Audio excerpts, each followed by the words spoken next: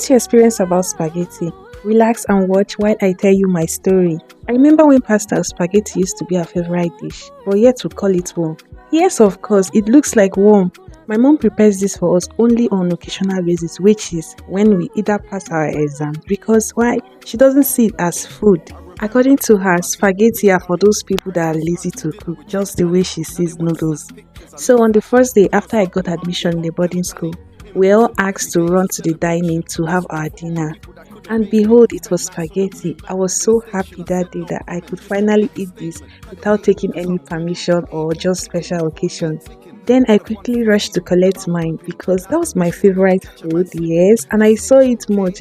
But the students there were much, so I had to go to collect my own so it won't get finished. So when I collected the food, I looked for a place to sit down so I can enjoy my meal. When I tasted it, I knew there was something odd about the taste of that food.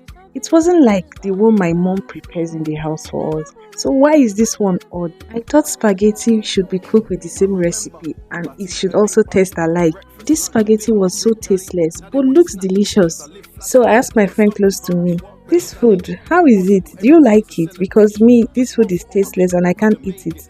And she said, just cover it, we'll find a way to sneak it out of the dining, then take it to the hostel and spice it. Welcome to boarding school life. We got to the hostel and spiced this food with Maggi and Yaji.